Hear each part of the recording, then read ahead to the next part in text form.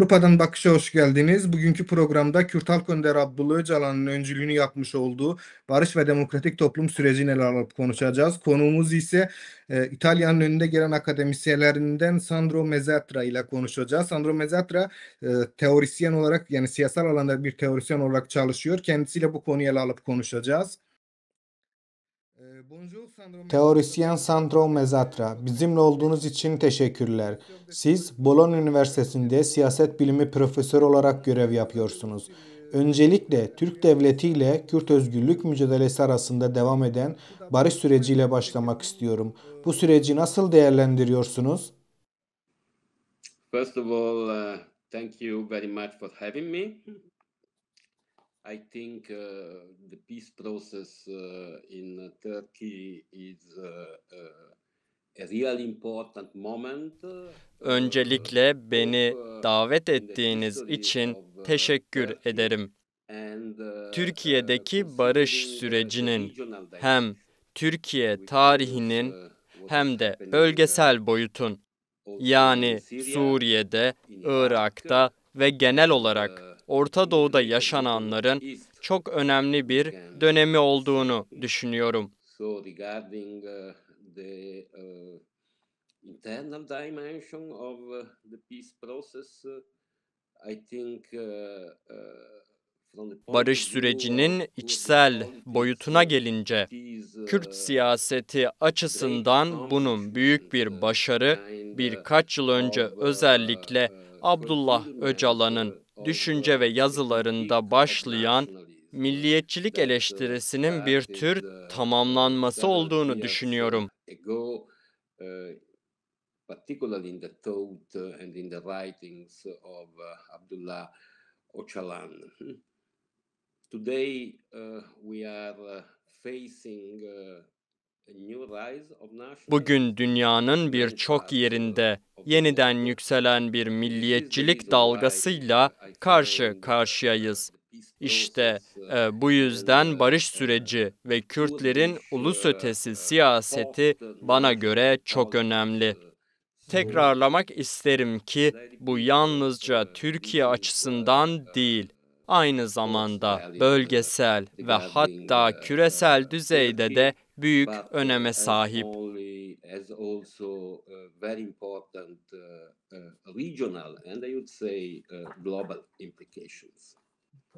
Orta Doğu başta olmak üzere küresel ölçekte silahlanmanın ve savaş söylemlerinin arttığı bir dönemde Kürt Halk Önderi Abdullah Öcalan'ın barış ve müzakereden yana tutum almasını ve bu tutumunda ısrar etmesini nasıl değerlendirmek gerekir? Well, precisely for the reasons you just mentioned.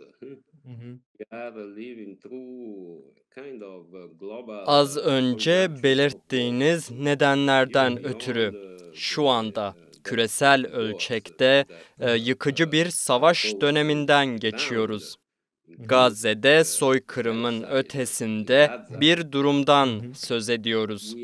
Dünyanın birçok yerinde siyasetin askerileşmesi süreçleriyle karşı karşıyayız. Tam da böyle bir dönemde barıştan söz etmek, barışı konuşmak ve barışın anlamını tanımlamak son derece önemli. Barış yalnızca savaşın yokluğu değil, aynı zamanda toplumsal ilişkileri ve toplumsal işbirliğini savaş ve militarizasyonla bağdaşmayacak bir biçimde düzenlemeyi amaçlayan bir siyasi ve sosyal projedir. Bu bakış açısından hareketle barış sürecinin bugün Türkiye'de, bölgede ve onun ötesinde gerçekten çok önemli olduğunu düşünüyorum. The peace process is really important today in Turkey, in the region and beyond. Türkiye'de yürüyen bu sürecin bölgesel hatta küresel düzeyde bir önemi olduğuna dikkat çektiniz. Peki dünyadaki çatışmalı süreçlerin barış ve çözüm yönünde evrilme deneyimlerini göz önünde bulundurduğunuzda Kürt meselesinin demokratik çözümüne yönelik bu süreci nasıl konumlandırıyorsunuz? Yes, I mean, I think it is not easy to compare this peace process with other instances that remain important. Bu barış sürecini elbette hala önemli birer referans noktası olmaya devam eden diğer örneklerle karşılaştırmanın kolay olmadığını düşünüyorum. Ancak Türkiye'de Kürt siyaseti tarafından başlatılan barış sürecinin kendine özgü bir niteliği olduğunu düşünüyorum. Kind of conjuncture we are living through at the international level. And the peace process is taking place. Bu özgünlük uluslararası düzeyde içinde bulunduğumuz çok özel bir tarihsel ve siyasal bağlamla ilgili. Barış süreci hepimizin bildiği tüm zorluklara rağmen uluslararası sistemin ve özellikle Orta Doğu'nun mevcut krizinde önemli bir rol oynamaya çalışan bir ülkede gerçekleşiyor. Türkiye'nin Gazze'deki ateşkes müzakerelerinde önemli bir aktör olduğunu biliyoruz. Dolayısıyla içsel boyutla bölgesel boyut arasında doğrudan bir bağlantı olduğunu görebiliyoruz. I think that the peace process is kind of pushing toward a new social and political constitution of Turkey that would allow the country to play. Bence barış süreci Türkiye'nin yeni bir toplumsal ve siyasal yapılanmaya yönelmesini sağlıyor. Bu da ülkenin milliyetçiliğin ötesine geçerek bölgede olumlu ve ilerici bir rol oynamasına imkan tanıyabilir. Türkiye'de milliyetçilik hala çok güçlü. Ama bence Kürtlerin yürüttüğü bu barış süreci bu köklü milliyetçiliğe karşı bir alternatif oluşturuyor. Hem Türkiye'de var olan milliyetçiliğe karşı hem de bölgesel düzeyde var olan milliyetçiliğe karşı bir eleştiri ve alternatif olarak görmek gerek. In the negotiations on Gaza. Vous travaillez sur les frontières, les migrations. Vous avez considéré les frontières comme une méthode de le capitalisme. Abdullah Öcalan ulus devleti baskıcı bir yapı olarak eleştiriyor ve doğrudan demokrasiye dayalı bir özörgütlenme modeli olan demokratik konfederalizmi öneriyor. Siz de yaptığınız akademik ve teorik çalışmalarda egemenliği sınırlar ötesinde parçalanmış ve dönüşüm geçiren bir kavram olarak analiz ediyorsunuz.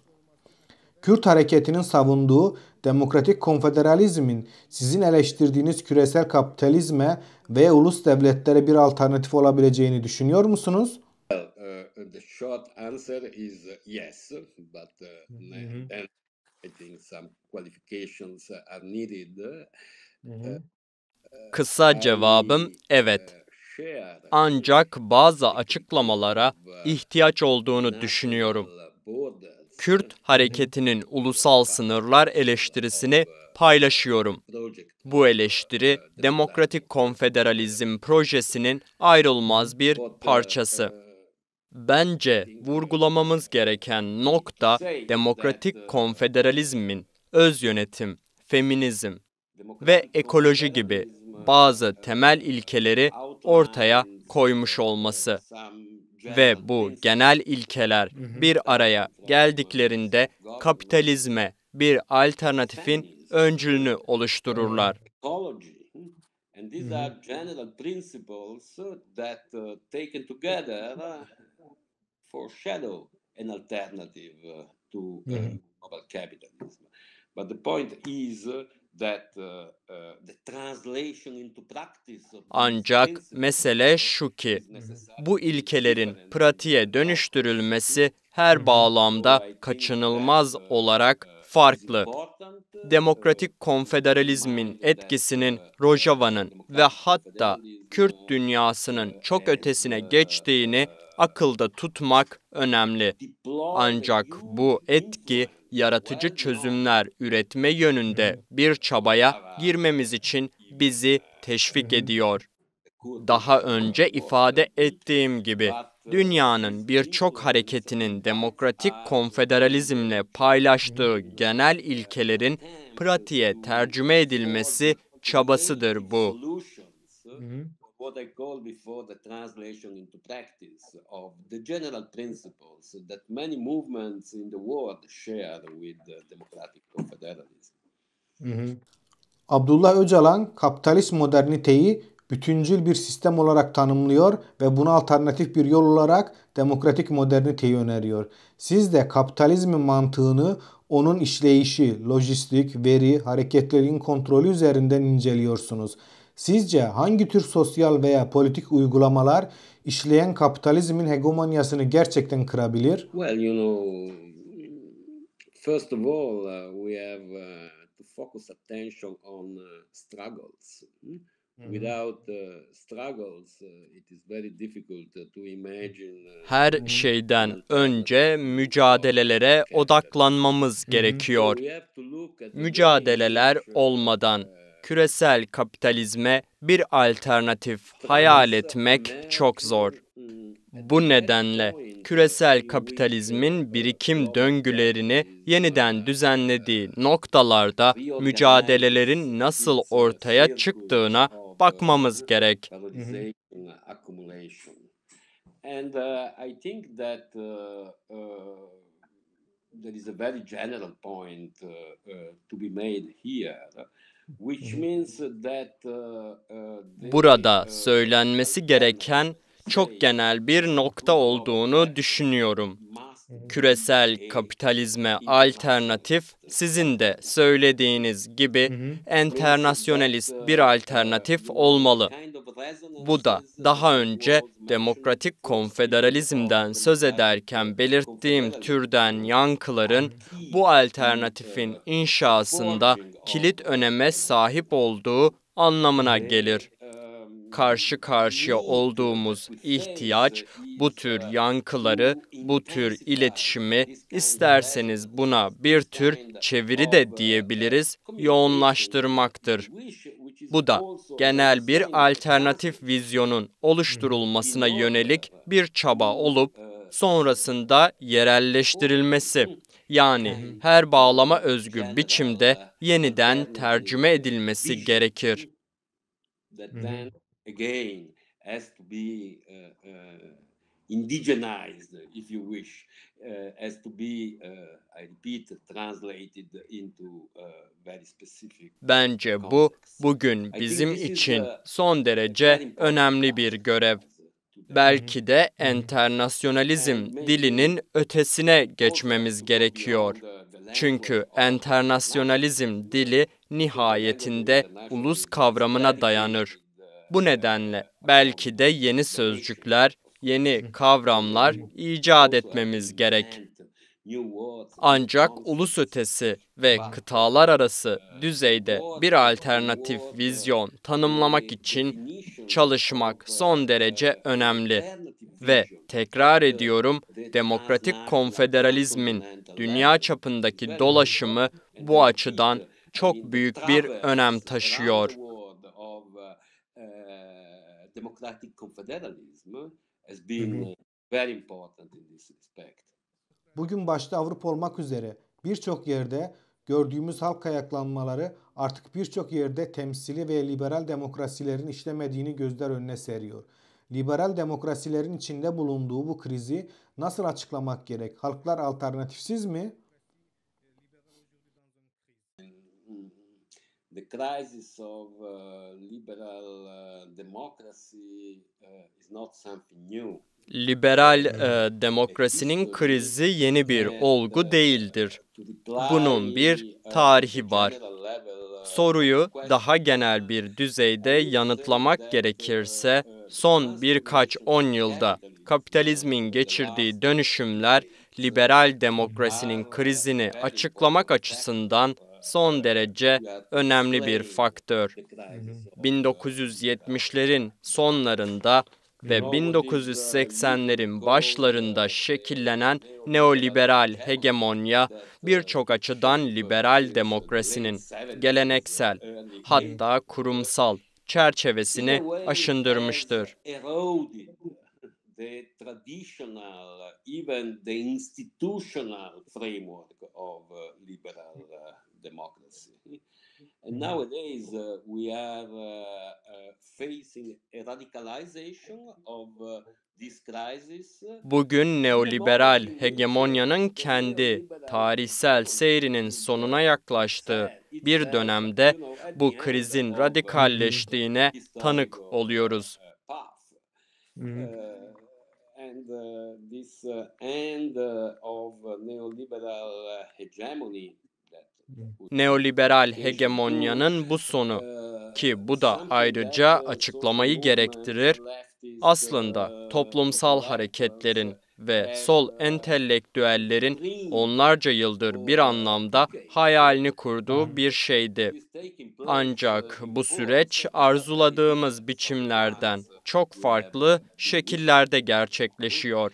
Bu gelişmeler farklı yerlerde farklı biçimler alan ama bir tür ortak bağ oluşturan yeni bir otoriterlik dalgasıyla bağlantılı. But in a way is a kind of unifying thread in the current conjuncture. Son olarak eğer kapitalizmin dönüşümleri ve alternatiflerin inşası üzerine Abdullah Öcalan'la doğrudan bir diyalog kurma fırsatınız olsaydı, ona hangi soruyu sormak ve onunla hangi meseleyi konuşmak isterdiniz?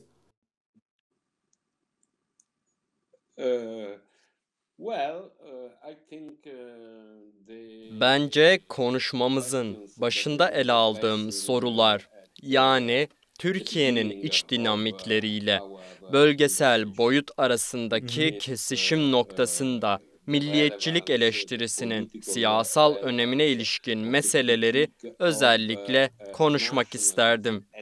Bu önemli. Bu konular üzerine kendisiyle bir tartışmaya girmeyi çok isterim. Ve gerçekten umuyorum ki bu yakın zamanda mümkün olacak.